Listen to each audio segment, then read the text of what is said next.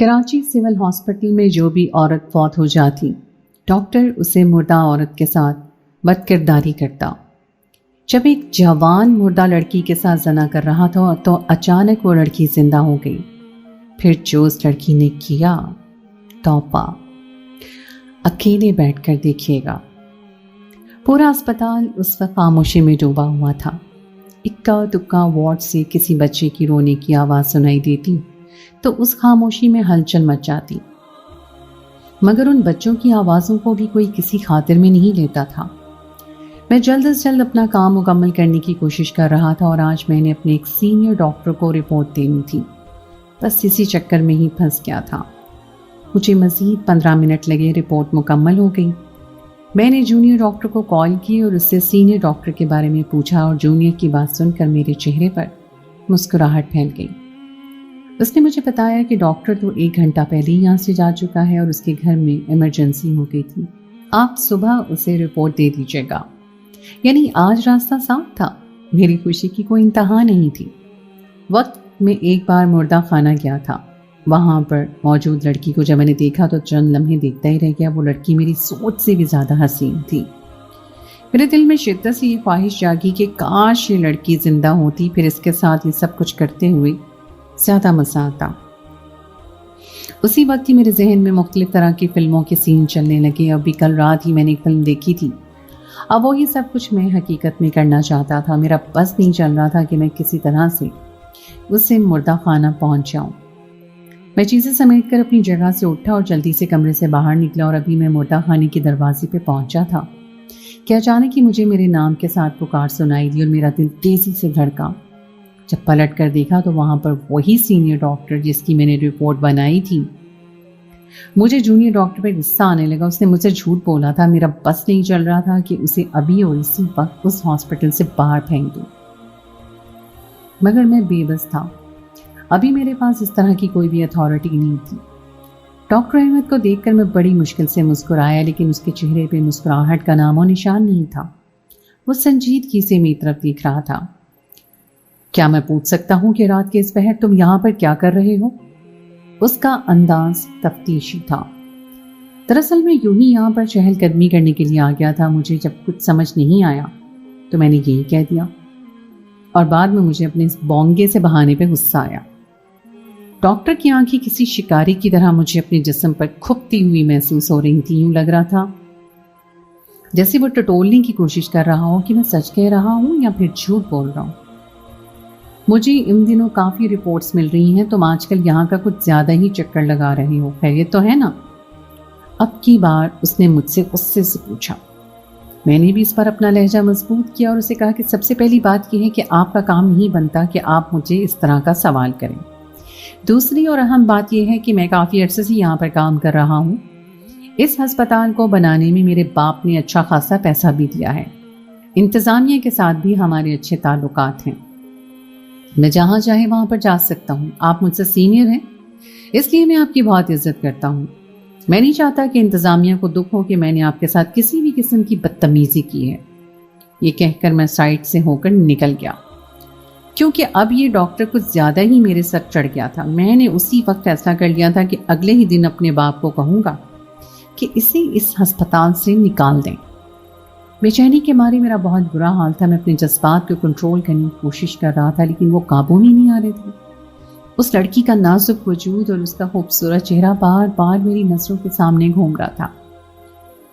میں کمرے کی چیزیں زور زور سے زمین پہ پٹکنے لگا۔ دل کر رہا تھا کہ سب کچھ تباہ کر دوں۔ دراصل مجھے صبر کرنے کی عادت نہیں تھی۔ میں نے ہمیشہ جس چیز کی خواہش کی تھی وہ مجھے مل جاتی تھی، اور یہ خواہش تو ویسے بھی بہت جان لیوا تھی، جس پر کسی بھی قسم کا سمجھوتا کرنا ناممکن تھا۔ میں پوری رات ہی وقفے وقفے سے اس جگہ کا چکر لگاتا رہا، لیکن اس بار میں دھیان رکھ رہا تھا کہ کوئی مجھے دیکھ نہ سکے۔ ہر بار ہی مردہ خانے کے دروازے کے سامنے کوئی نہ کوئی موجود ہوتا۔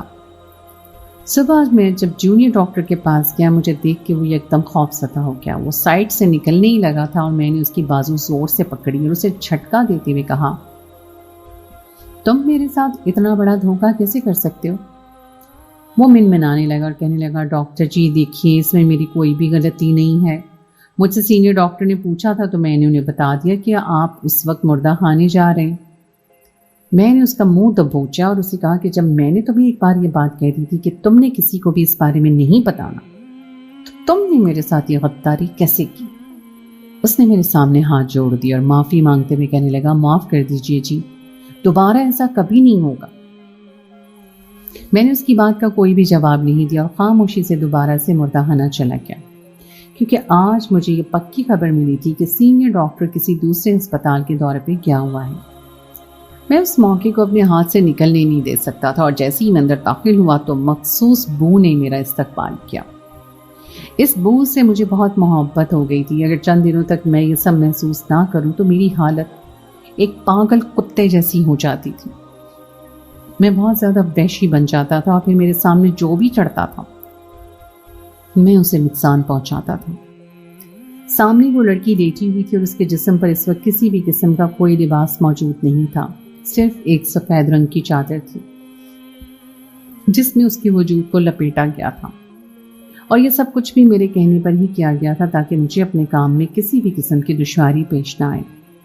میرے پاس وقت بہت کم تھا اور میں نے اس وقت یہ سب کچھ ہی کرنا تھا۔ جیسے جیسے میں اس کی طرف قدم بڑھا رہا تھا ویسے ویسے میرا جوش بڑھ رہا تھا، مجھے اپنے وجود میں طاقت بڑھنے کا بھی احساس ہو رہا تھا اور اس سے چند قدم کے فاصلے پہ جا کر میں رک گیا۔ میں نے انتہائی احتیاط سے وہ کپڑا ہٹایا، میری آنکھیں کھلی کی کھلی رہ گئیں۔ اتنا حسن میں نے کبھی بھی نہیں دیکھا تھا۔ اس سے پہلے کہ میں اسے ہاتھ لگاتا دروازے پہ ایک زوردار دستک ہوئی۔ دستک کی آواز سن کر میں بری طرح سے گھبرا گیا۔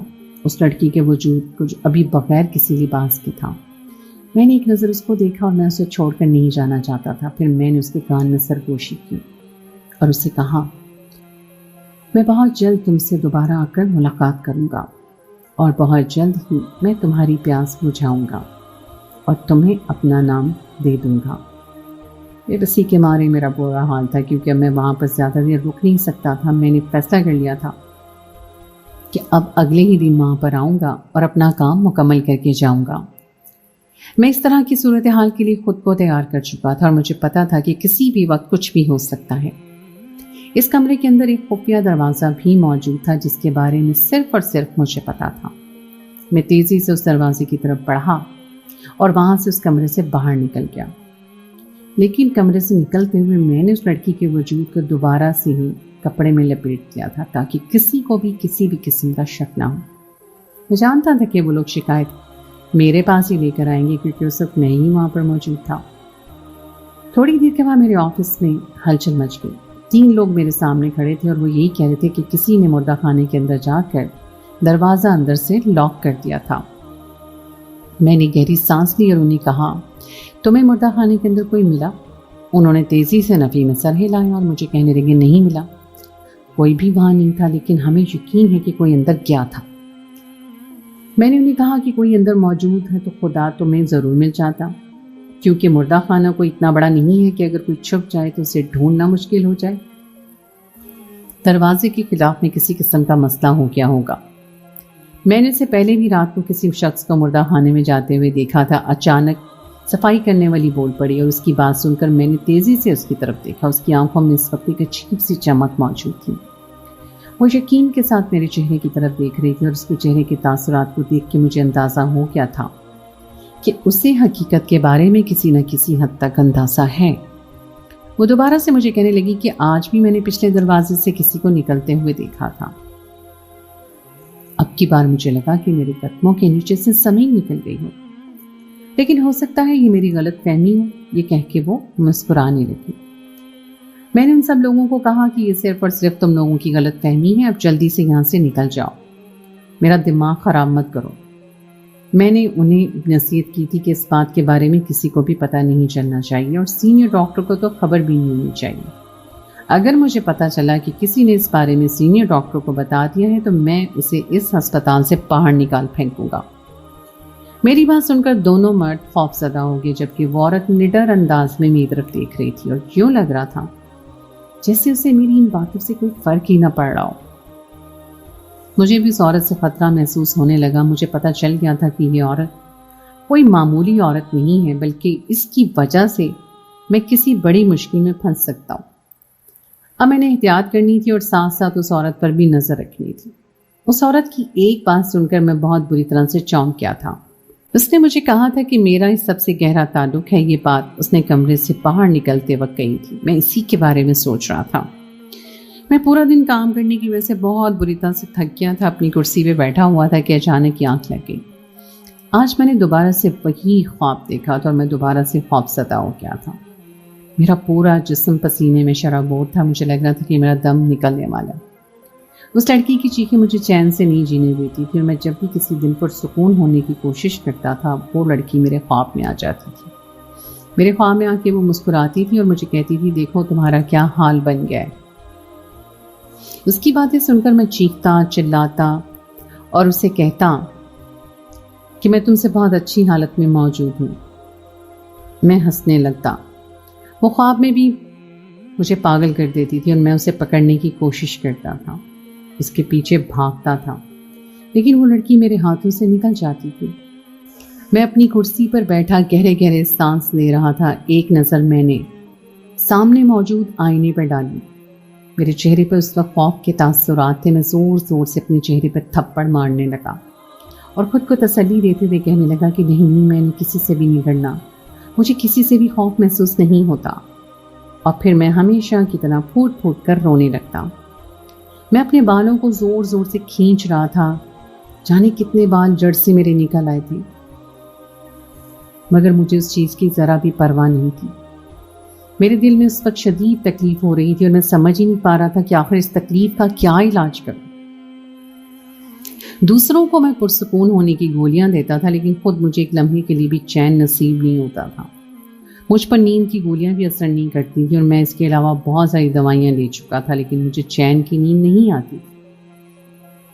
ہمیشہ ہی یہ مردہ جسم میری نظروں کے سامنے گھومتے رہتے تھے اور ان کو مختلف انداز میں مسلنے کی خواہشیں مجھے بے چین رکھتی تھی۔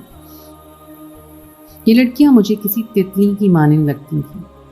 کافی دیر تک مجھے اسی حالت میں بیٹھا رہا اور خود کو پرسکون کرنے کی کوشش کرتا رہا۔ جب میں کچھ سوچنے سمجھنے کے قابل ہوا تو میرا دھیان اسی مردہ خانے کی طرف چلا گیا۔ آج ہسپتال میں بہت کم ڈاکٹر موجود تھے۔ دراصل ملک بھر میں ہڑتال ہو رہی تھی، جس کی وجہ سے ٹریفک جام تھا۔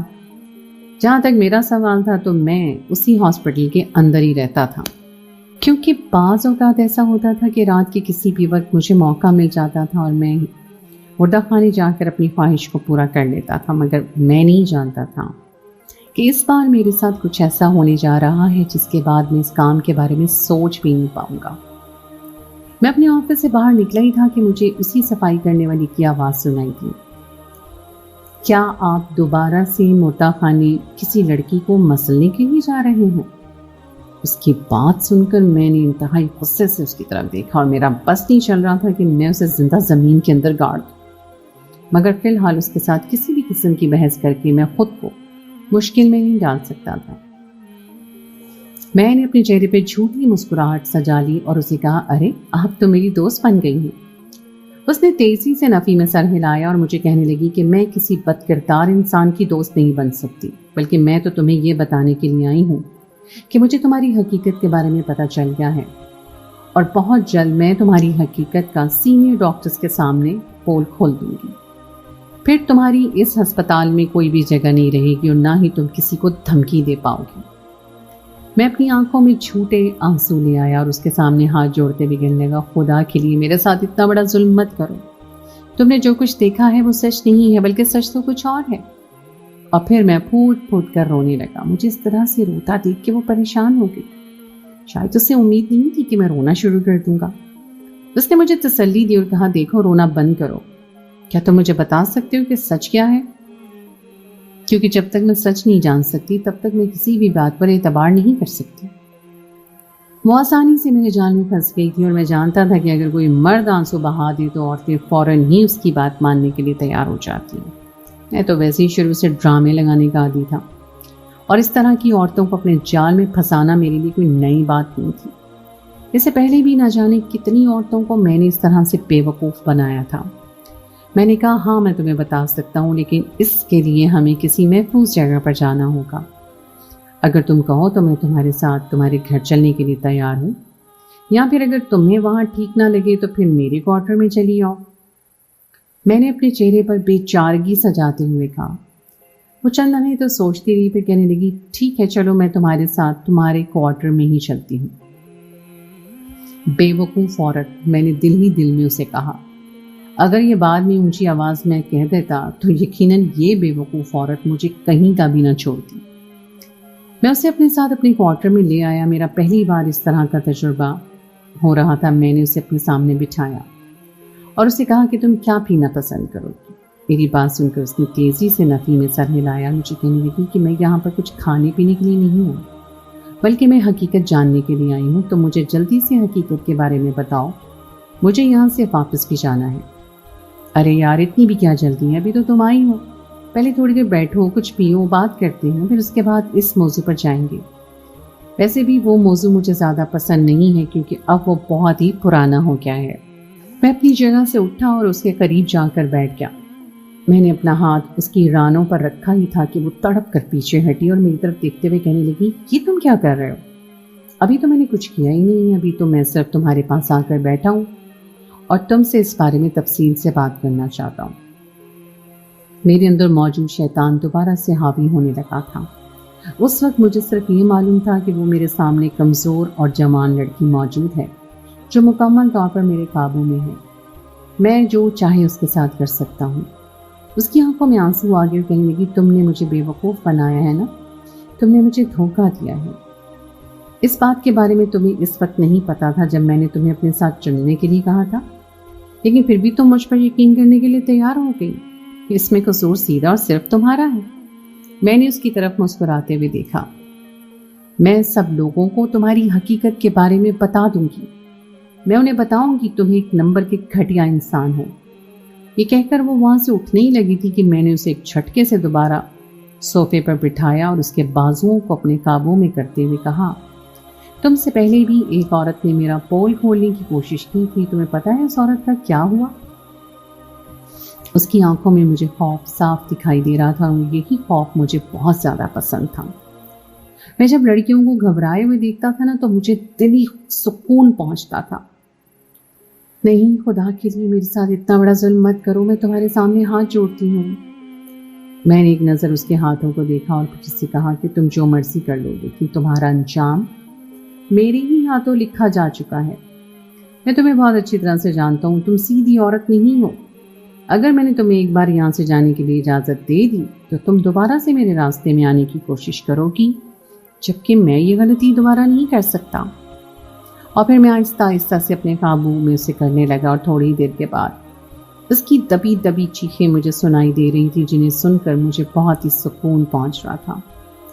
اتنے عرصے کے بعد میں نے اپنی تسکین پوری کی تھی اور سرشاری کے مارے میرا برا حال تھا۔ جب میں اپنا کام مکمل کر چکا تو میں نے ایک نظر اس کے وجود پر ڈالی۔ ایک اور تتلی کو میں مسلنے میں کامیاب ہو گیا تھا اور مجھے اس پر ذرا بھی افسوس نہیں ہو رہا تھا، بلکہ مجھے تو خوشی ہو رہی تھی کہ میں نے ایک ہی ہفتے میں 2 کام مکمل کر لیے۔ پہلا کام میں نے ہفتے کے شروع کے دن میں کر دیا تھا، جبکہ یہاں پر ایک نئی مردہ لڑکی آئی تھی اور اس لڑکی کو میں نے اپنی ہوس کا نشانہ بنایا تھا، اور اب یہ 3 دن کے بعد مجھے یہ لڑکی بھی مل گئی تھی۔ خیر، اس کے ساتھ جو کچھ بھی ہوا تھا اس کی غلطی کی وجہ سے ہوا تھا اور اسے مجھ سے پنگا ہی نہیں لینا چاہیے تھا۔ مجھے اس طرح کی بے وقوف لڑکیاں شروع سے بہت زیادہ پسند تھیں، جو خود کو جان بوجھ کر مشکل میں ڈالتی تھیں، اور پھر اگر ان کے ساتھ کچھ ایسا ویسا ہو جاتا تھا تو بعد میں واویلا مچانا شروع کر دیتی تھی، مگر میں اس طرح کی لڑکیوں کا واویلا مچانے کی بھی اجازت نہیں دیتا تھا۔ صفائی کرنے والی اس معمولی سی لڑکی کے بارے میں سب کچھ بہت اچھی طرح سے جانتا تھا۔ اس کے گھر میں صرف اور صرف اس کی بوڑھی ماں تھی۔ اس کے باپ کا 1 سال پہلے انتقال ہو گیا تھا۔ بہن بھائی اس کا کوئی بھی نہیں تھا، اور میں نے سامنے پڑے اس کے وجود کو دیکھا اور پھر تیزی سے تکیہ اٹھا کر اس کی طرف بڑھا اور تھوڑی دیر کے بعد میں نے اس کا دم گھونٹ کر اسے مار دیا۔ مجھے اپنے سینے میں اس وقت شدید بے چینی کا احساس ہو رہا تھا۔ میں نے جلدی سے اپنے شرٹ کے دونوں بٹن کھولے، لیکن اس کے باوجود بھی میری بے چینی کم ہونے کا نام ہی نہیں لے رہی تھی۔ اب میں نے کسی طرح سے اس کے وجود کو ٹھکانے لگانا تھا۔ ہسپتال سے پیچھے ایک زمین تھی جہاں پر میں اس طرح کے وجودوں کو دفنا دیتا تھا۔ میں نے اسے اٹھایا اور پھر اسے لے کر उस जगह पर पहुंच गया और यहाँ पर कोई भी आता जाता नहीं था। बहुत कम लोगों को इस बारे में मालूम था। इसी वजह से मैं मुतमईन अंदाज में अपना काम मुकम्मल कर रहा था। मैं उसे दफना कर दोबारा से अपने कमरे में वापस चला आया और बिस्तर पर लेट गया। थकन की वजह से मुझे जल्द नींद आ गई। मैं तेजी से उसकी तरफ बढ़ रहा था जबकि वो पीछे हटती जा रही थी। उससे एक कदम के फासले पे जाके मैं रुक गया। मैंने उसकी तरफ थोड़ी पकड़कर उसका चेहरा बुलंद किया और फिर उसके मुंह पर थूकते हुए उसे कहा, देखो, तुम्हारी हैसियत एक 2 कौड़ी की लड़की के अलावा कुछ भी नहीं है। मेरी बात सुनकर वो रोने के बजाय ऊंची ऊंची आवाज में हंसने लगी।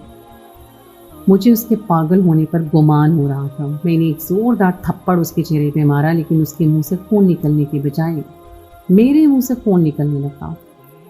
मैं ऊंची ऊंची आवाज में चिल्लाने लगा और वो मुझ पर मजीद जोर जोर से हंसने लगी और मुझे कहने लगी, तुम दूसरों के लिए कब्रें खोद रहे हो। तुम नहीं जानते कि तुम्हारे साथ क्या होने वाला है। मेरे साथ कुछ भी नहीं होगा। कोई मेरा कुछ भी नहीं बिगाड़ सकता। मैंने तुम्हें पहले भी कहा था कि मैं तुम्हें अभी भी कहता हूं। मैं इतनी ऊंची आवाज में चिल्लाया कि मेरा गला फट गया। अचानक ही मेरे वजूद को झटका लगा। मैं अपने बिस्तर पर उठ बैठा और खौफजदा नजरों से पूरे कमरे की तरफ देखने लगा। खुदा का शुक्र था कि उस वक्त मैं अपने कमरे में मौजूद था और वो सिर्फ और सिर्फ एक ख्वाब था। मैंने अपना सर दोनों हाथों में गिरा दिया, रोने लगा। जाने ये ख्वाब कब मेरा पीछा छोड़ेगा। मैं अब इस सब से तंग आ गया था।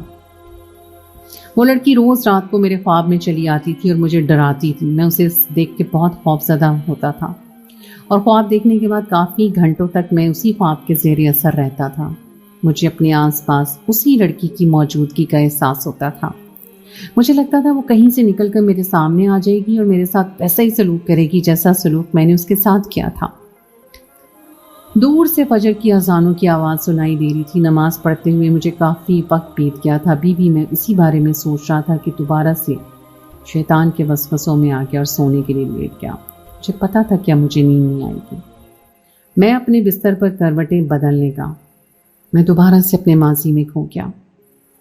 बचपन से ही अम्मा को मार खाते हुए देखा था और जब भी अब्बा मारने के लिए मेरी माँ के पास आता था तो मैं चिल्लाने लगता था, लेकिन अब्बा मुझे धमकी देकर खामोश करवा देता था। वो मुझे कहता था कि अभी तो मैं तुम्हारी माँ को सिर्फ जिस्मानी तकलीफ देता हूँ, लेकिन अगर तुमने किसी को भी इस बारे में बताने की कोशिश की तो मैं तुम्हारी माँ को हमेशा हमेशा के लिए ख़त्म कर दूंगा। उस वक्त मेरी उम्र सिर्फ और सिर्फ 7 साल थी। अब्बा की बातें सुनकर मैं बहुत ज़्यादा खौफज़दा हो जाता था और मुझे डर लगने लगता था कि मेरी माँ मुझसे दूर चली गई तो न जाने अब्बा इसके बाद मेरे साथ कैसा सलूक करेगा। अब्बा मुझे कहता था कि तेरी माँ एक अच्छी औरत नहीं है। मैं अगर इसे मारता हूँ तो इसके पीछे भी एक वजह है। अगर तेरी माँ सुधरी नहीं तो सारी ज़िंदगी इसी तरह से मार खाती रहेगी। जब हमें अपने अब्बा से मैं पूछता कि मेरी माँ ने ऐसी कौन सी गलती कर दी है जो तुम मेरी माँ से इतनी नफरत करते हो, तो मेरा बाप मुझे बताता कि तेरी माँ ने गलती नहीं बल्कि तेरी माँ ने गुनाह किया है। जब तू थोड़ा सा बड़ा होगा तो तुझे इस बारे में पता चल जाएगा और फिर तुम मेरे पास आओगे और मुझसे अपने इस रवैये की माफ़ी मांगोगे। अब्बा की बातें मैं तवज्जो से नहीं सुनता था क्योंकि मुझे पता था कि अब्बा ये सब कुछ सिर्फ और सिर्फ मुझे भड़काने के लिए करता है। मेरी माँ हर वक्त रोती रहती थी। उसके जिस्म पर जगह जगह जख्मों के निशानात थे। मैं ही अपनी माँ के बदन पर मरहम लगाता था और मुझे अपनी माँ की तकलीफ के बारे में बहुत अच्छी तरह पता था। मैं अब्बा से अक्सर इस बात पर लड़ता था। जब मैं थोड़ा सा बड़ा हुआ तो मैंने अब्बा पर एक दिन हाथ उठा दिया। अब्बा बेयकीनी से मेरे चेहरे की तरफ देखने लगा। मैंने उन्हें धमकी दी और कहा कि अगर दोबारा कभी मेरी माँ के करीब जाने की कोशिश की ना तो मैं आपके साथ बहुत बुरा सलूक करूँगा और मैं ये भूल जाऊँगा कि तुम मेरे बाप हो। मेरी बात सुनकर उनकी आंखों में आंसू आ गए और वो फूट फूट कर रोने लगा। जिंदगी में पहली बार मैंने अब्बा को यूं रोते हुए देखा था। वो अब अपने चेहरे पे थप्पड़ मार रहे थे और रोते हुए कह रहे थे कि मैं ये सोचता था कि मैं तुम्हारी बहुत अच्छी तरबियत करूंगा, लेकिन मैं भूल गया था कि तुम्हें मैंने इस औरत के हवाले किया हुआ है जो औरत आस्तीन का सांप है। अपनी माँ के लिए दोबारा इस तरह की बातें सुनना मेरे लिए मुश्किल हो गया था। मैंने अब्बा को धमकी दी और कहा कि आपको मैं सिर्फ एक ही सूरत में बख्शूंगा, अगर आप मेरी माँ को मारना छोड़ दो तो मैं भी आपको मारना छोड़ दूंगा। ابا نے مجھے کہا کہ تو نہیں جانتا، تو تباہ و برباد ہو جائے گا، تجھے بالکل بھی اندازہ نہیں ہے کہ اپنے باپ پر ہاتھ اٹھانا کتنا بڑا گناہ ہے۔ جب وہ مجھے دین کی تعلیم دیتے تو میں ہنس دیتا اور کہتا کہ ابھی یہ بھول گئے ہیں کہ اپنی بیوی کو تکلیف دینا بھی کوئی معمولی بات نہیں ہے، بلکہ یہ بھی ایک کبیرہ گناہ ہے۔ ایک رات میں سونے کے لیے لیٹا، لیکن نیند میں آنکھوں سے دور تھی۔ اس وقت میری عمر 17 سال ہو چکی تھی۔ میں زمانے کے بہت سارے رازوں کے بارے میں جان چکا تھا اور میں بہت سارے لوگوں کو بھی سمجھ چکا تھا۔ اپنی ماں کے بارے میں بھی مجھے اندازہ ہو گیا تھا کہ میری ماں بھی کوئی سیدھی عورت نہیں ہے، بلکہ اس نے بھی کوئی نہ کوئی ایسی غلطی کی ہے جس کی وجہ سے ابا اسے شدید نفرت کرتا ہے، اور شاید ابھی وہ کوئی ایسی غلطی کر رہی ہے جس کی وجہ سے ابا اس کے چہرے کی طرف دیکھنا بھی پسند نہیں کرتا۔ میں نے بھی اپنی ماں پر نظر رکھنا شروع کر دی، کیونکہ اب میں کوئی چھوٹا بچہ نہیں تھا جو ایک انسان کی باتیں سن کر اس پہ یقین کر لیتا اور پتہ لگانے کی کوشش نہ کرتا کہ حقیقت کیا ہے۔ اس رات بھی میں اپنے بستر پر لیٹا ہوا تھا جب مجھے یوں محسوس ہوا جیسے اماں کمرے سے نکل کر باہر گئی۔ میں نے ایک نظر گھڑی پہ ڈالی جہاں پر اس وقت رات کے 3 بج رہے تھے، اور میں حیران رہ گیا۔ سوچنے لگا کہ رات کے اس پہر وہ کہاں پر جا سکتی۔ اچانک ہی مجھے گھر کا بیرونی دروازہ کھلنے کی آواز آئی۔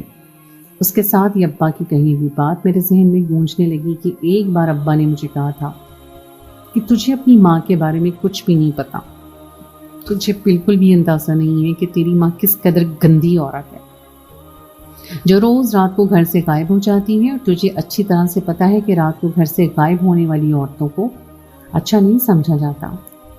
اب تو خود ہی سمجھدار ہے اور اپنی عقل استعمال کر کے اندازہ لگا سکتا ہے کہ میں کس بارے میں بات کر رہا ہوں۔ ابا مجھ سے کوڈ ورڈ میں ہمیشہ بات کرتے تھے، اور وہ کبھی بھی کوئی بات کھل کر مجھے نہیں بتاتے تھے، بلکہ وہ مجھے کہتے تھے کہ میں چاہتا ہوں کہ تم خود ہی اس راز سے پردہ اٹھاؤ، تاکہ بعد میں مجھ پر کسی بھی قسم کا الزام نہ لگے کہ میں نے کوئی جھوٹ بولا تھا یا تمہیں پھنسانے کی کوشش کی۔ میں کمرے سے باہر نکلا ہی تھا کہ ابا کی مسکراتی ہوئی آواز میرے کانوں میں پڑی۔ میں حیران رہ گیا، اپنے دائیں جانب دیکھا، ابا اس وقت گھر میں لگے باہر درخت کے ساتھ بیٹھے ہوئے تھے۔ مجھے دیکھ کے وہ مسکرانے لگے اور مجھے کہنے لگے، جا بیٹا، آج تجھے ساری حقیقت کے بارے میں پتہ چل جائے گا۔ آج کے بعد تو کبھی بھی مجھے برا بھلا نہیں کہے گا، اور نہ ہی تو اپنے باپ پر شک کرے گا۔ ان کی بات سن کر ایک لمحے کے لیے میرا دل تیزی سے دھڑکا تھا، اور ایک لمحے کے لیے مجھے شدت سے کچھ غلط ہونے کا احساس ہوا تھا۔ میں نے اپنے آپ پر قابو پایا، تیزی سے گھر سے باہر نکل گیا۔ اماں اس وقت گلی کے کونے پہ پہنچی تھی، چونکہ ان کے گھٹنوں میں درد ہوتا تھا، اس لیے وہ بہت آہستہ چلتی تھی۔ دن کے وقت میں نے انہیں کبھی بھی گھر سے باہر نکلتے ہوئے نہیں دیکھا تھا، اور ایک دن میں نے ان سے مذاق میں پوچھا کہ اماں آپ گھر سے باہر کیوں نہیں نکلتی؟ میری بات سن کر انہوں نے گہری سانس لی اور مجھے کہا تھا، اگر میں نے اپنی ساری طاقت دن کے وقت ضائع کر دی تو رات کے وقت میں کیا کروں گی؟ تب ان کی بات سن کر میں نے مذاق میں بات اڑا دی اور انہیں کہا تھا کہ آپ کون سا سپر مین ہیں جو رات لوگ سو جاتے ہیں تو آپ شہر کی حفاظت کے لیے نکل پڑتی ہیں۔ آج وہ سارے مذاق مجھے حقیقت میں تبدیل ہوتے ہوئے محسوس ہو رہے تھے۔ اماں بہت ہی مشکل سے لڑکھڑا کر چل رہی تھی، اور بعض اوقات وہ کسی جگہ پر رک جاتی اور تھوڑی دیر کے لیے آرام کرنے لگتی، اور ذرا سا سستانے کے بعد وہ دوبارہ سے اٹھ کھڑی ہوتی۔ پھر میں نے اماں کو ایک قبرستان کے اندر جاتے ہوئے دیکھا، اور میں بھی تیزی سے ان کے پیچھے قبرستان کے اندر داخل ہو گیا۔ آج ہی ایک لڑکے کی موت واقع ہوئی تھی، اس کا جنازہ میں نے بھی خود پڑھایا تھا۔ اماں جب اس کی قبر کے پاس جا کر بیٹھی تو مجھے حیرت کا جھٹکا لگا۔ میں سوچنے لگا کہ آخر ان کا یہاں پر کیا کام۔ انہوں نے ہاتھ میں ایک چھوٹا سے ہتھیار بھی اٹھا رکھا تھا، اور وہ قبر سے مٹی ہٹا رہی تھی، اور تھوڑی دیر کے بعد وہاں پر ایک اور لڑکی آ گئی۔ اس لڑکی کو میں نے پہلے کبھی نہیں دیکھا تھا، لیکن وہ لڑکی بلا کی خوبصورت تھی۔ اس جیسی حسین لڑکی بہت کم ہی مجھے اپنے محلے میں نظر آئی تھی۔ وہ اماں کی مدد کرنے لگی اور اس قبرستان سے اس قبر کی مٹی ہٹانے لگی۔ یہ منظر دیکھ کے میں بہت بری طرح سے خوف زدہ ہو گیا، کیونکہ یہ کوئی معمولی بات نہیں تھی۔ ایک لمحے کے لیے میرے دل میں آیا کہ میں وہاں پر چلا جاؤں اور اپنی ماں سے پوچھوں کہ یہ سب کچھ کیا ہو رہا ہے، اور دوسری لمحے میں نے یہ سوچا کہ اگر میں نے وہاں جانے کی غلطی کر دی تو کبھی بھی راستے پر نہیں اٹھا پاؤں گا۔ اور ویسے بھی وہاں سے نکلنے سے پہلے میرے باپ نے مجھے تلقین کی تھی اور مجھے کہا تھا کہ آج تو نے صبر کا مظاہرہ کرنا ہے، اگر بے صبری کا مظاہرہ کیا تو ہو سکتا ہے کہ تم اس بار ناکام ہو جاؤ اور پھر دوبارہ کبھی بھی اس راز سے پردہ نہ اٹھا پاؤ۔ تھوڑی دیر کے بعد وہ قبر سے مٹی نکالنے لگی۔ اچانک ہی میرے کانوں میں اس لڑکی کی آواز آئی، جو لڑکی سرشار انداز میں کہہ رہی تھی، ارے مائی جی، یہ لڑکا تو بہت ہی خوبصورت ہے اور یہ تو جوان بھی ہے، اس کے ساتھ تو زنا کرتے ہوئے بہت ہی مزہ آئے گا۔ تھوڑی دیر کے بعد وہ لڑکی مجھے خوبصورت جو لگ رہی تھی، اب اس کی بات سن کر مجھے وہ دنیا کی سب سے بدصورت لڑکی لگنے لگی۔ میں حیرانگی سے ان دونوں کی طرف دیکھ رہا تھا، جو دنیا جہان سے بے خبر اس لڑکے کو دیکھے چلے جا رہی تھی، اور یوں لگ رہا تھا جیسے ان کے سامنے کوئی لڑکا نہیں بلکہ سونے کا پہاڑ موجود ہو۔ میری ماں نے اسے تیزی سے پیچھے کی طرف دھکا دیا اور اسے کہنے لگی، جا پرے مر، یہ تیرا نہیں بلکہ میرا شکار ہے۔ کل رات کو تجھے تیری مرضی کا انسان مل گیا تھا نا، اب یہ آدمی میرا ہے۔ تم اب جلدی سے یہاں سے چلی جاؤ اور 1 گھنٹے کے بعد واپس آ جانا، کیونکہ اسے دوبارہ سے اندر ڈالنا ہوگا، اور مجھ میں اتنی ہمت نہیں ہے کہ میں یہ سب کچھ اکیلے کر سکوں۔ وہ لڑکی برے برے منہ بناتی ہوئی وہاں سے چلی گئی، جبکہ میں اپنی ماں کی طرف متوجہ ہو گیا۔ پھر میری ماں نے ایسی واہیات حرکتیں کی کہ میں بیان نہیں کر سکتا، اور مجھے یقین ہی نہیں آ رہا تھا کہ میری ماں اس قدر ظالم عورت ہو سکتی ہے۔ اپنا مطلب پورا کرنے کے بعد وہ زمین پر لیٹ گئی اور پھر اونچی اونچی آواز میں ہنسنے لگی۔ مجھے اس کی ذہنی حالت پر شک ہونے لگا، مگر ایسا کچھ بھی نہیں تھا، وہ بالکل ٹھیک تھی۔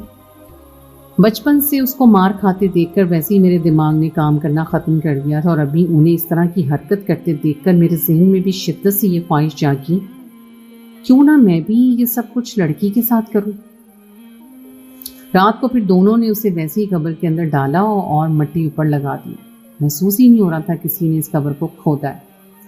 یہاں سے مردہ نکال کر اس کے ساتھ کسی بھی قسم کی زیادتی کی ہے۔ وہ دونوں ہی اپنے کام میں بہت ماہر محسوس ہو رہی تھی، اور میری ماں تو اپنے گھر چلی گئی، جبکہ میرے دیوار کے پیچھے ہی چھپ کر میں وہاں کھڑا ہو گیا، اس لڑکی کو وہاں سے جاتے ہوئے دیکھنے لگا۔ میرے دل میں یہ خواہش شدت سے جاگی تھی کہ میں یہ سب کچھ اس لڑکی کے ساتھ کروں۔ ایک بات کا تو مجھے اندازہ ہو ہی چکا تھا کہ وہ لڑکی بھی کوئی معصوم اور شریف لڑکی نہیں ہے، وہ ضرور میری بات ماننے میں کامیاب ہو جائے گی۔ اس کے پیچھے پیچھے میں اس کے گھر پہنچ گیا۔ مجھے گھر کے اندر داخل ہوتے ہوئے تھوڑا سا خوف محسوس ہو رہا تھا، لیکن پھر میں نے ہمت کی اور گھر کے اندر چلا گیا۔ وہاں جانے کے بعد مجھے اندازہ ہوا کہ یہ لڑکی گھر میں بالکل اکیلی ہے، اور بہت ہی اچھا موقع تھا۔ مجھے وہاں پر دیکھ کے وہ لڑکی چند لمحوں کے لیے تو خوف زدہ ہو گئی اور مجھے کہنے لگی کہ تم کون ہو، یہاں پر کیا کر رہے ہو؟ میں بھی ایک جوان لڑکا ہوں اور تمہاری خواہش پوری کرنے کے لیے آیا ہوں، میں نے مسکراتے ہوئے کہا۔ وہ خوف سے کانپنے لگی اور مجھے کہنے لگی کہ اپنی بکواس بند کرو اور ابھی اور اسی وقت یہاں سے نکلو۔ میں نے اسے کہا کہ اتنی معصوم اور پاکیزہ بننے کی ضرورت نہیں ہے، مجھے تمہاری اصلیت کے بارے میں پتہ چل گیا ہے۔ ابھی تھوڑی دیر پہلے ہی میں نے اپنی ماں کے ساتھ اس قبرستان سے تمہیں باہر نکلتے ہوئے دیکھا تھا، اور میں نے تیری باتیں بھی سن لی تھی۔ تم دونوں ہی بہت گھٹیا عورتیں ہو، لیکن میں تم دونوں سے بھی زیادہ گھٹیا انسان ہوں۔ چلو اب جلدی سے میرے پاس آؤ اور میری خواہش کو پورا کرو، ورنہ میں تمہیں زبردستی کر لوں گا۔ ذلیل انسان، تو اس عورت کے بیٹے ہو؟ ارے میں سوچ بھی نہیں سکتی تھی کہ اس عورت کا بیٹا اس قدر بے غیرت ہو سکتا ہے۔ اس سے پہلے کہ وہ مزید کچھ کہتی، میں نے اسے اپنے قابو میں کر لیا۔ مجھ پر شیطان حاوی ہو کیا تھا۔ ابھی اپنی ماں کو جو کچھ کرتے ہوئے دیکھا تھا، اس سب کا میرے دماغ پہ بہت برا اثر پڑا تھا۔ پھر میں نے اسے اپنے قابو میں کیا اور پھر اس کے ساتھ ہی وہ سب کچھ کیا۔ میں نے زندگی میں پہلی بار یہ گناہ کیا تھا، لیکن گناہ کے بعد مجھے ذرا بھی شرمندگی نہیں ہو رہی تھی، بلکہ ایک عجیب سا سکون محسوس ہو رہا تھا۔ دوسری طرف اس لڑکی کی حالت بھی بہت خراب ہو چکی تھی۔ یوں لگ رہا تھا جیسے اس کے پاس بہت کم وقت باقی رہ گیا ہو۔ اس نے میرا ہاتھ پکڑا، مجھے کہنے لگی، خدا کے لیے میرا جنازہ پڑھا دینا۔ اس کی بات سن کر میرے چہرے پہ مسکراہٹ پھیل گئی۔ میں نے اسے کہا، جو کچھ تم دوسروں کے جسموں کے ساتھ کرتی رہی ہو، وہ سب دیکھنے کے بعد مجھے بالکل بھی نہیں لگتا کہ تم پر اتنا بڑا احسان کرنا چاہیے۔ وہ میری بات سن کر تیزی سے نفی میں سر ہلانے لگی اور چیختے ہوئے کہنے لگی، نہیں تم ایسا نہیں کر سکتے۔ ابھی اس کے منہ سے صرف 2 ہی چیخیں برآمد ہوئی تھیں کہ اس کا سر ایک طرف کو ڈھلک گیا اور اس کی روح اس فانی دنیا سے پرواز کر گئی۔ اس کے ٹھنڈے وجود کو دیکھ کے مجھ میں ایک اور خواہش جاگی اور پھر میں اس کے ٹھنڈے وجود کے ساتھ ہی شروع ہو گیا۔ یہ سب کرنے کے بعد مجھے اندازہ ہو گیا تھا کہ مردے کے ساتھ زنا کرنے میں بھی مجھے زیادہ مزہ آتا ہے۔ ابھی میں نے اپنے FSC کا امتحان دیا تھا اور ابھی میں نے فیصلہ کر لیا تھا کہ میں ڈاکٹر بنوں گا، اور گھر جا کر میں جب ابا کو اس بارے میں بتایا تو میری بات سن کر چند لمحوں کے لیے وہ خوفزدہ ہو گئے اور مجھے کہنے لگے، نہ جانے کیوں مجھے لگتا ہے کہ تم بھی اپنی ماں کے نقش قدم پر چلنے لگے ہو۔ ابا کی بات سن کر میں نے مکمل لا علمی کا اظہار کیا اور نے کہا کہ آپ کس بارے میں بات کر رہے ہیں؟ مجھے کچھ بھی نہیں پتا۔ ابا چند لمحے غور سے میرے چہرے کی طرف دیکھتے رہے، پھر کہنے لگے، میں تمہیں تم سے زیادہ جانتا ہوں، اس لیے مجھ سے جھوٹ بولنے کی کوشش تو ہرگز بھی مت کرو۔ مجھے اندازہ ہو گیا ہے کہ تم نے اپنی ماں کو سب کچھ کرتے ہوئے دیکھ لیا ہے، لیکن شاید تم اسے معاف کر چکے ہو۔ میں نے ابا کی اس بات کا کوئی بھی جواب نہیں دیا۔ تھوڑے ہی دنوں کے بعد میری ماں کا اچانک انتقال ہو گیا۔ کوئی نہیں جانتا تھا کہ ان کے انتقال کے پیچھے کیا وجہ ہے۔ جب میں نے اپنی ماں کا ٹھنڈا وجود دیکھا تو مجھ پر شیطان دوبارہ سے حاوی ہونے لگا۔ میں نے اپنی ماں کو بھی نہیں چھوڑا۔ میں اپنے دماغ کو کنٹرول نہیں کر پا رہا تھا اور مجھے یوں لگ رہا تھا جیسے میں ایک نفسیاتی انسان بن گیا ہوں۔ پھر اس کے بعد میں نے دل لگا کر محنت کی اور ایک کامیاب ڈاکٹر بن گیا، لیکن ڈاکٹر بھی میں ایک مقصد کے تحت ہی بنا تھا۔ مردہ خانے میں جتنی بھی لڑکیاں آتی میں ان کے پاس چلا جاتا اور پھر اپنا مقصد پورا کر کے خاموشی سے باہر نکل جاتا۔ کسی کو بھی اس بارے میں پتہ نہیں تھا اور میں اپنی خواہشات کی تکمیل بھی کر رہا تھا۔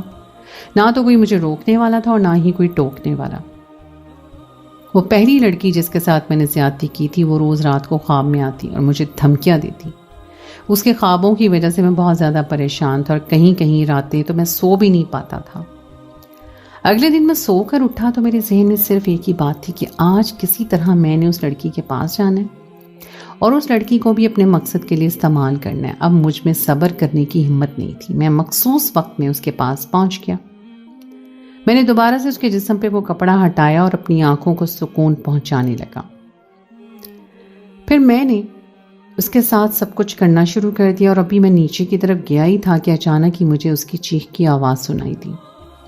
اس کی چیخ کی آواز سن کر میں بہت بری طرح سے گھبرا گیا۔ میں تیزی سے پیچھے کی طرف ہٹا لیکن کسی وجود سے جا کے ٹکرایا۔ وہ پیچھے پلٹ کر دیکھا تو وہاں پر سینئر ڈاکٹر کھڑا تھا اور وہ لڑکی بھی اپنی جگہ پر اٹھ بیٹھی۔ تب مجھے یہ راز آشکار ہوا کہ یہ لڑکی مردہ نہیں تھی بلکہ یہ کومے میں چلی گئی تھی۔ اس سے پہلے بھی میں اس لڑکی کے پاس آیا تھا اور تب اس لڑکی کو میری موجودگی کا احساس ہو گیا تھا اور وہ تبھی ہوش میں آ گئی تھی۔ وہ بہت پہلے میرا راز سب کو بتانا چاہتی تھی لیکن اس کے بعد کسی بھی قسم کا اس کے پاس ثبوت نہیں تھا۔ پھر اس نے ایک سینئر ڈاکٹر سے رابطہ کیا۔ مجھے بالکل بھی اندازہ نہیں تھا کہ اسپتال کا سارا عملہ ہی میرے خلاف اکٹھا ہو جائے گا۔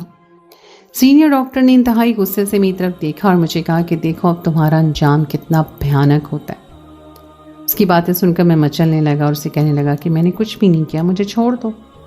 انہوں نے مجھے پولیس کے حوالے کر دیا لیکن ذہنی حالت ٹھیک نہ ہونے کی وجہ سے انہوں نے مجھے نفسیاتی مریضوں کے اسپتال میں داخل کروا دیا۔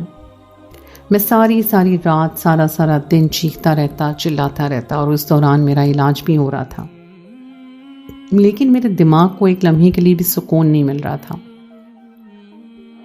تقریباً 6 مہینے کے علاج کے بعد جب میں دوبارہ سے نارمل ہو گیا اور کچھ سوچنے سمجھنے کے قابل ہوا تو مجھے اپنی غلطیوں کا احساس ہوا۔ میں ہر وقت روتا رہتا، پچھتاتا رہتا۔ مجھے اپنے گناہ یاد آتے تو میں ایک لمحے کے لیے بھی چین کا سانس نہیں لے پاتا تھا۔ میں نے بہت سارے لوگوں کے ساتھ بہت بڑی زیادتی کی تھی لیکن اس سب میں میرا قصور نہیں تھا۔ میری ماں ہی تھی جس نے مجھے ایسا بنا دیا تھا اور میرا مردہ ضمیر دوبارہ سے جاگ چکا تھا۔ ایک لمحے کے لیے بھی چین نصیب نہیں ہوتا تھا۔ وہ معصوم لڑکی جس کے ساتھ میں سب سے پہلے زیادتی کی تھی وہ میرے خوابوں میں آتی اور مجھے پریشان کرتی۔ مجھے پولیس کے حوالے دوبارہ نہیں کیا گیا بلکہ میری سزا یہی تھی کہ میں ساری زندگی پچھتاووں میں گزاروں۔ میں نے دوبارہ سے اپنا رخ دین کی طرف کر لیا اور سکون نمازوں میں ڈھونڈنے لگا۔ میں اللہ کے حضور روتا، گڑ گڑاتا اور اپنے گناہوں کی معافی مانگتا مگر مجھے سکون نہیں مل رہا تھا۔ مجھے یقین ہے کہ میرا رب بہت ہی مہربان ہے اور بخشنے والا ہے۔ وہ انسانوں کے بڑے سے بڑے گناہ بھی معاف کر دیتا ہے۔ مجھے یقین ہے کہ میری نادانی میں کیے ہوئے گناہ بھی معاف ہو جائیں گے۔ میں اسی امید کے ساتھ روز اللہ تعالیٰ کی بارگاہ میں کھڑا ہوتا ہوں اور توبہ کرتا ہوں۔ مجھے یقین ہے کہ وہ وقت دور نہیں ہے جب میں بھی ایک نارمل اور پرسکون زندگی گزار سکوں گا۔ تو دوستو، یہ تھی میری آج کی کہانی۔ امید ہے آپ کو آج کی کہانی پسند آئی ہوگی۔